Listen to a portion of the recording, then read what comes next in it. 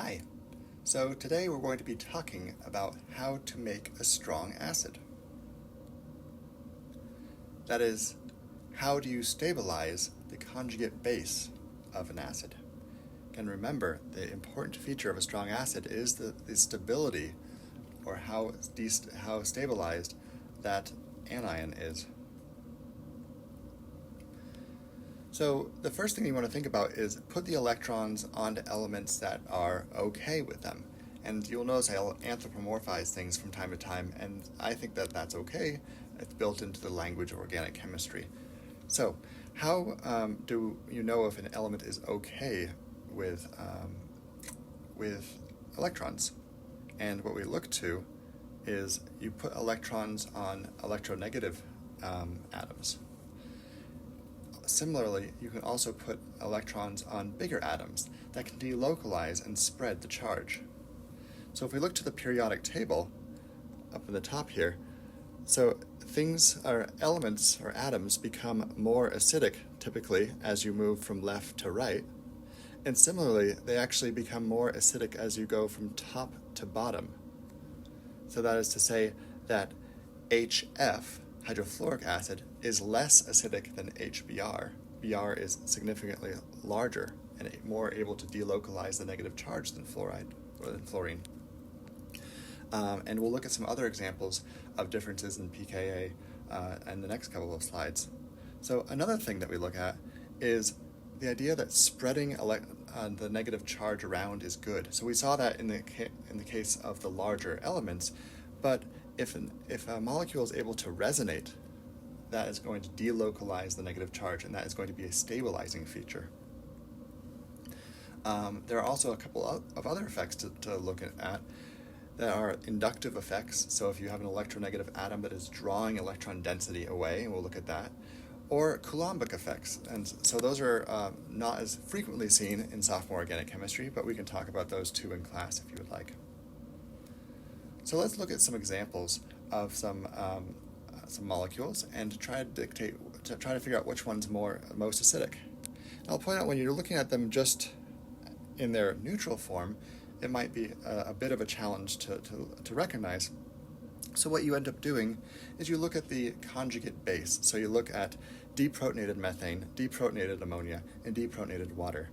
And so in this case, oxygen is the most electronegative element of these three, and it is most able to stabilize the negative charge. So hydroxide is the most stable, and therefore water is the most acidic. So I'll go ahead and circle that.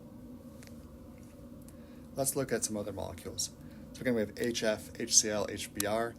I already spoiled it on the previous slide. I apologize, but again, let's look at the conjugate anion, the conjugate base. So fluoride versus chloride versus bromide. Bromide is the most stable of these three because it is the largest. And as a result, HBr is the most acidic. Now let's look to some examples where resonance comes into play. So let's look at the most acidic between these two molecules, glycerin and acetic acid.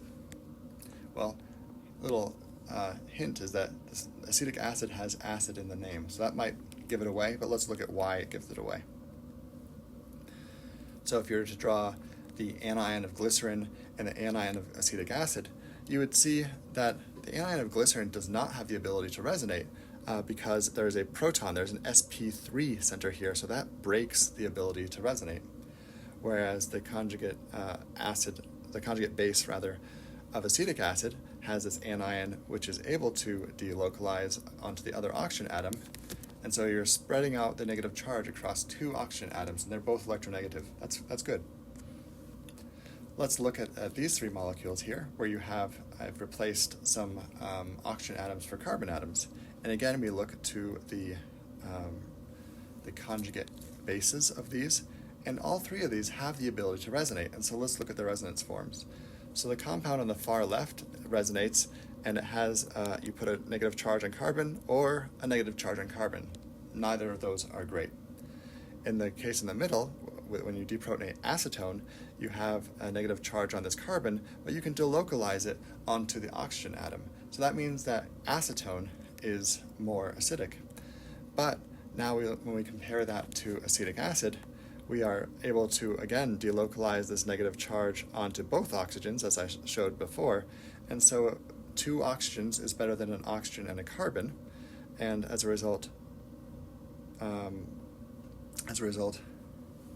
this is acetic acid is the most acidic of these 3. Let's look briefly at the inductive effect. So the inductive effect is often seen when there's a really strongly electronegative atom on a molecule like fluoride or fluorine.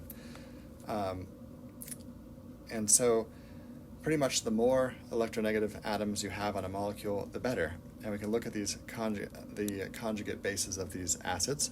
So you have acetic acid, monofluoroacetic acid, and trifluoroacetic acid. And in all 3 of these acids, you have the same resonance effect, so that you're able to delocalize the negative charge across those oxygen atoms. But in the case of trifluoroacetic acid, you also have an inductive effect, where each of these fluorine atoms is able to pull electron density away from that acid, and by being able to pull the electron density away, you are able to delocalize the negative charge across more elements in a larger region of the molecule, thus making it more stable. So I started off this idea with kind of a seemingly silly question: is a CH not equal to a CH? Well, that is true in some cases, where it's true to say that an sp2 is not the same as an sp carbon. So the hybridization state of atoms, and especially when we think about these in the context of carbon atoms, has a big impact on the pKa, or on the acidity of these molecules. So let's look at an example here where we have acetylene, and there's a proton here that I've highlighted. There's also another proton that I have not highlighted, but I'm highlighting the one I'm going to remove. Or ethylene. And again, I've only highlighted one of the protons, but keep in mind there are 3 others that I've not drawn in here. So if we look at the conjugate base of both of these, acetylene is significantly more acidic than ethene. And the big question now is why? Well, the reason comes back to when we were thinking about S character and hybridization. And keep in mind that the different hybridization states are at different energy levels. So if you look at an sp hybridized carbon, such as that you have on acetylene, sp hybridized carbon on acetylene has a lower energy level than the sp2 hybridized energy level on ethylene.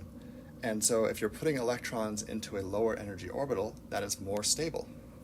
Another way you can think about that is that the nucleus is a positive charge, and the s orbital is closer to the nucleus than a p orbital. And so the further down you are, the more s you have in your orbital composition, in your hybrid orbital, the closer it is to the nucleus, and the more stabilized it is. Well, thank you for your time, and I look forward to seeing you in the next video.